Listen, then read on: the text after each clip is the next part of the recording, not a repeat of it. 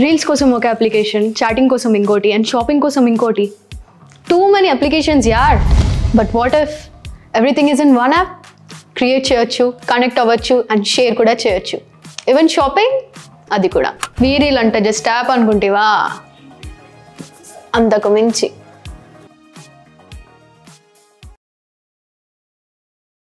ఆవుల తరలింపుకు అడ్డొస్తున్నాడని గోరక్షక్ సోను సింగ్ పై ఇబ్రాహీం కాల్పులు. ముగ్గురు అరెస్ట్, పరారీలో మరొకరు. గోవుల తరలింపును అడ్డుకొని నష్టం కలిగిస్తున్నాడన్న కక్షతో గోరక్షకుడిపై రివాల్వర్తో కాల్పులు జరిపిన నిందితులను రాచకొండ పోలీసులు అరెస్ట్ చేశారు. కేసుకు సంబంధించిన వివరాలు కమిషనర్ పి సుధీర్బాబు గురువారం ఎల్బీనగర్ క్యాంపు కార్యాలయం వెల్లడించారు. మేడ్చల్ జిల్లా పోచారం ఐటీ గార్డెన్ పాతబస్తి బండ్లగూడకు చెందిన మహమ్మద్ ఇబ్రాహీం ఆవులను కొనుగోలు చేసి కబేలాలకు తరలిస్తుంటాడు.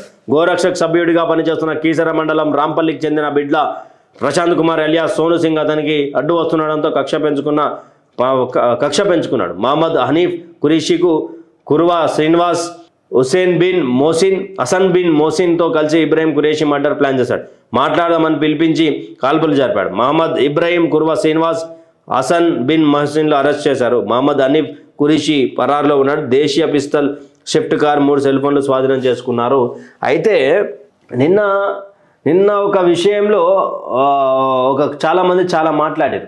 ఇదే దిశ నిన్న దిశ ఏం రాసుకుంటూ వచ్చింది తెలుసా? దిశ ఏం రాసుకొచ్చిందంటే ఒక్కసారి మీకు చూపించే ప్రయత్నం చేస్తా. పైసలు అడిగిండు ప్రశాంత్ అలియాస్ సోను సింగ్. ఏమడిగిందంటే పైసలు అడిగిండు వీళ్ళను. పైసలు అడిగితే దానివల్ల పైసలు డిమాండ్ చేయడం వల్ల వీళ్ళని పైసలు ఇవ్వలేక వీళ్ళ టార్చర్ తట్టుకోలేక చంపడానికి ప్రయత్నం చేసిరంట. దీంట్లో కుర్వా శ్రీనివాస్ అనే ఒక లంగ ఉన్నాడు. అరే పిచ్చోడా, వాడు ఒక హిందూ మతం మీద, ఒక గోరక్షకుని మీద దాడి చేసిన రావులా.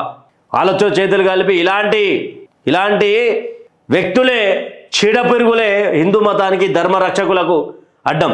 ఆ కుర్వా శ్రీనివాస్ అనేటోనికి ఏం పాపం చేసిండు? కుర్వా శ్రీనివాస్ అనేటోడు ఫోన్ చేసి పిలిపించి ఈరోజు పంచాయతీలు చేసిండు. ఈరోజు ఇంట్లో వండుకున్నోడిని ఇంట్లో ఉన్నోడిని పిలిపించి ఈరోజు గన్ కల్చర్ దాని విషయంలో ఆడ కాల్చి చంపే ప్రయత్నం చేసిండు. అంటే ఈరోజు ఎంత దారుణమైనటువంటి పరిస్థితుల్లో ఉన్నాం, ఎంత గలీజ్గా తెలంగాణ రాష్ట్ర పోట్రే అవుతున్నది. ఏమన్నా బీహార్లో ఉన్నామా, ఏడన్నా ఢిల్లీలో ఉన్నామా? గన్ కల్చర్ ఏందండి ఇది? రాష్ట్ర ప్రభుత్వం దీని మీద మాట్లాడాలి కదా. ఇక్కడ క్లియర్గా ఒకటి చూపిస్తా ఊరి. నిన్న వీళ్ళు రాసుకొచ్చారు, గోరక్షకుని మీద దాడి చేసినాక కూడా వీళ్ళంతా కూడా ఏం రాసుకొస్తున్నారు, పోలీసులు ఏం చెప్తా ఉన్నారు? 5 లక్షలు డిమాండ్ చేసినాడు. కొన్ని ఉపగ్రహ ఛానల్ ఏం చెప్తా ఉన్నాయి? 5 లక్షలు డిమాండ్ చేసినాడు. 5 లక్షలు డిమాండ్ చేసిండు. 5 లక్షలు అంటే మరి ఎంత సంపాదించుకోవాలని ఇప్పటి వరకు ఎంత సంపాదించుకోవాలండి? మీరు దాని ఆధారాలు ఉన్నాయా? 5 లక్షల రూపాయలు తీసుకున్నాడు అడిగినట్టు ఏమైనా ఆధారాలు ఉన్నాయా? ఏ ఛానల్ అయితే రాసిందో ఆ ఛానల్ని అడుగుతా ఉన్నా. ఏ ఛానల్ అయితే రాసిందో ఆ ఛానల్ని అడుగుతా ఉన్నా నేను. మీ దాని ఆధారాలు ఉన్నాయా? ఏమన్నా ఉంటే చూపించే ప్రయత్నం చేయరి. 5 లక్షలు డిమాండ్ చేశాను ఒకరు అంటారు, 3 లక్షలు డిమాండ్ చేశాను ఒకరు అంటారు. పోలీసులు దీన్ని ఎక్స్ట్రాక్షన్ కేసు కింద డబ్బులు అడిగిందని చెప్పి వాళ్ళు మాట్లాడతారు. ఎవడండి డబ్బులు అడిగింది? ఈరోజు ఇబ్రాహీం దాడి చేసినంటే డబ్బులు అదే అని చెప్పి కొంతమంది రాజకీయ ఒత్తిళ్లకు లొంగిపోయి మాట్లాడుతూ ఉన్నారు కదా. అదే మరి మీ కానిస్టేబుల్ ప్రమోద్ గారిని చంపేసింది కదా రియాజ్. మరి ప్రమోద్ గారు రియాజ్ గారిని ఏమైనా పైసలు అడిగిండా? అందుకు చంపేసిండా? ఒక గో సంరక్షకుని మీద ఏం అబండాలు వేస్తారండి, ఏం ఆరోపణలు పెట్టిస్తారు? నేను ఒకసారి ఓపెన్ చేసి నాకు వచ్చింది ఇది. నేను నోటితోటి క్లియర్గా ఏదో ఊహాజనిత వార్త నోటుకొచ్చింది మాట్లాడటం కాదు, ఆధారం ఉంటేనే మాట్లాడతా. టీవీ 9లోనేమో 55 లక్షలు 5 లక్షలు అని ఒక వార్త. అయ్యో ఇదేది దిశ సిటీ క్రైమ్ 2023 అక్టోబర్ 2025 వ్యాపారానికి అడ్డొస్తున్నాడని గోర సంరక్షకుడిపై హత్యాయత్నం కేసులో కీలక విషయాలు. ముగ్గురు నిందితులను అరెస్టు, పరారీలో మరొకరు. యశోద ఆసుపత్రిలో బాధితుడికి చికిత్స. గో సంరక్షణ కార్యకర్త సోను అలియాస్ ప్రశాంత్ సింగ్ ప్రత్యామ్నాయ హత్యాయత్నం కేసులో కీలక విషయాలు వెలుగులోకి వచ్చాయి. వ్యాపారానికి అడ్డొస్తున్నాడని పాతబస్తికి చెందిన ఇబ్రాహీం మరో ముగ్గురితో కలిసి మర్డర్కు కుట్ర పన్నినట్టు రాచకొండ పోలీసులు ప్రాథమిక దర్యాప్తులు తేలింది. నిన్న రాత్రి పోచారం పోలీస్ స్టేషన్ పరిధిలో ఘాట్కేసర్ ప్రాంతంలో కాల్పుల ఘటన రాష్ట్ర వ్యాప్తంగా కలకలం రేపిన విషయం తెలిసిందే. ఈ కేసులో ఇప్పటికే పోలీసులు 3 అదుపులోకి తీసుకున్నారు, మరొకరు పరారులో ఉన్నారని తెలిసింది. రూపాయలు 20 లక్షల నష్టం రావడంతో ఇబ్రహీం గోవులను తరలించేందుకు మొత్తం 11 వాహనాలు వాడుతుండగా ఒక వారంలోనే ప్రశాంత్ అతడి 7 వాహనం పోలీసులకు పట్టించాడు.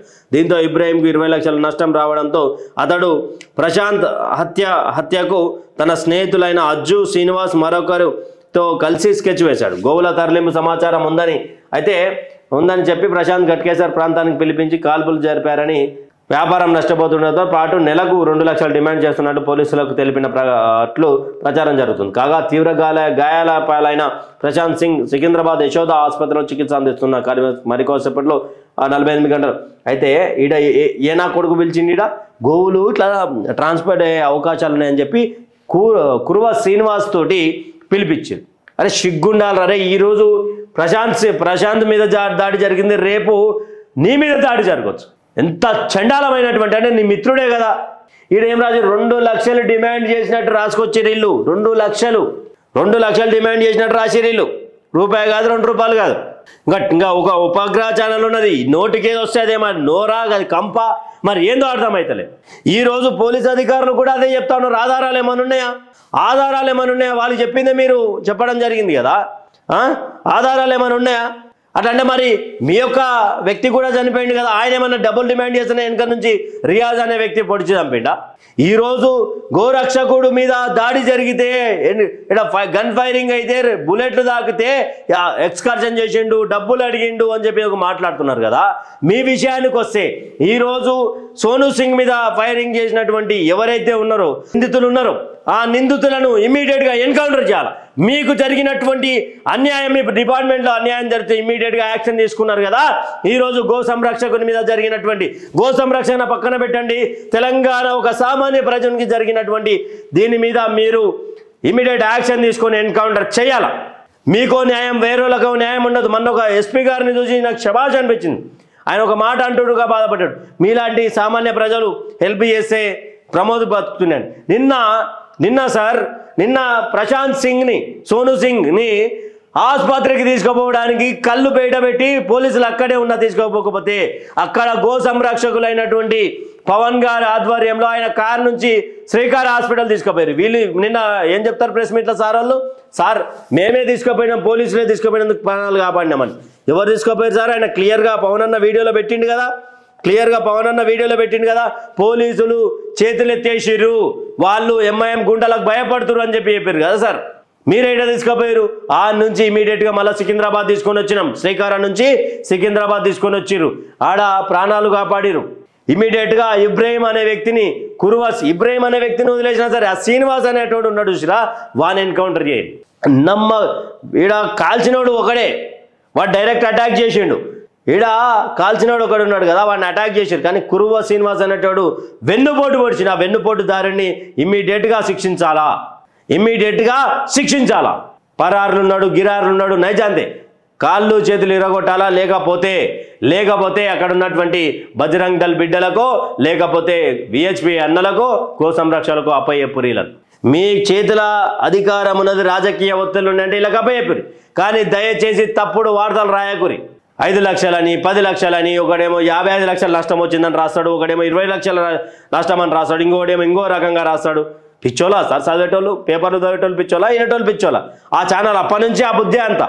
వాళ్ళకి ఎక్కడ పోయి వాళ్ళకి బ్రేకింగ్లు కావాలా, ఎక్కడ పోయి వాళ్ళకు నిజాలు వద్దు పాడై, వాళ్ళకి ఎప్పుడు పోయి తప్పుడు వార్తలు, ఊహాజనిత వార్తలే కావాలి. అక్కడ పోలీసుకి సంబంధించినటువంటి ఇన్వెస్టిగేషన్ జరగలేదు, అసలు విచారణ జరగలేదు. అక్కడ ఉన్నటువంటి ఒక ఉపగ్రహ ఛానల్ రిపోర్టర్కి ఇవి విషయాలన్నీ తెలుస్తాయి. ఎట్లా తెలిసినాయి? తెలంగాణ ప్రజలారా ఆలోచించురి. తెలంగాణలో రాష్ట్ర పాలన దౌర్భాగ్యమైనది పాలన జరుగుతున్నది. ఎవరికి ప్రాణహాని ఉంటుందో అర్థమవుతలేదు, ఎవరేం చేస్తారో అర్థమవుతలేదు, రైతుల భూములు ఎప్పుడు ఉంటాయో ఎప్పుడు ఎత్తుకపోతారో అర్థమవుతలేదు. రైతుల భూములల్లో వాళ్ళకి తెలియకుండా పైసలు ఏడట్లా పడుతున్నాయో అర్థమవుతలేదు. హిందువుల మీద మరీ విషం జిమ్మే ప్రయత్నం చేస్తూ ఉన్నది కాంగ్రెస్ పార్టీ. ఇది హిందువుల మనోభావాలు, దేవీ దేవతల ఆలయాల మీద 23 ఆలయాల మీద దాడులు జరిగినాయి. ఒకటేమో గాలి కొట్టుకోపోతుంది దేవుని విగ్రహం, ఒకరేమో పిల్లొచ్చి మాంసము గర్భగుళ్ళు వేస్తుంది, మరొక తారనేమో దొంగలు వస్తారు, మరొక తారనేమో అది జరుగుతుంది, అన్నీ జరుగుతుంది. దయచేసి బీజేపీ పెద్దలను వేడుకుంటా ఉన్నా, మీరు కేంద్ర మంత్రులుగా ఇద్దరు ఉన్నారు కదా, మీరు స్ట్రిక్ట్ యాక్షన్లు తీసుకోండి, పోలీస్ వాళ్ళ మీద వదిలేయకండి, రాజకీయ ఒత్తిళ్ల వల్ల వాళ్ళు తలొగ్గుతారు. ఈరోజు ఏ రాజకీయ తలొగ్గులు లేకుండా రియాజ్ ఎన్కౌంటర్ ఏ విధంగా మీ పోలీస్ సిబ్బంది చనిపోయిందని చెప్పి, ప్రమోద్ గారు మరణించారని చెప్పి మీరు ఏ అయితే యాక్షన్ తీసుకురో, ఈరోజు సోను సింగ్ మీద జరిగినటువంటి గన్ కల్చర్ ఫైరింగ్ అనేది మంచి సంస్కృతి కాదు. వాళ్ళ మీద యాక్షన్ తీసుకోవాలా, వాళ్ళని మట్టు పెట్టాలా. వాళ్ళని మట్టు పెడితే కానీ సమాజంలో మేము బతకగలుగుతామనే ఒక ఆలోచన వస్తుంది. కానీ ఎవడెక్కడి నుంచి గన్నులు తీస్తుండు, ఎక్కడి నుంచి అసలు ఇబ్రాహిం అనేటువంటి మీద కేసులు ఉన్నాయంట.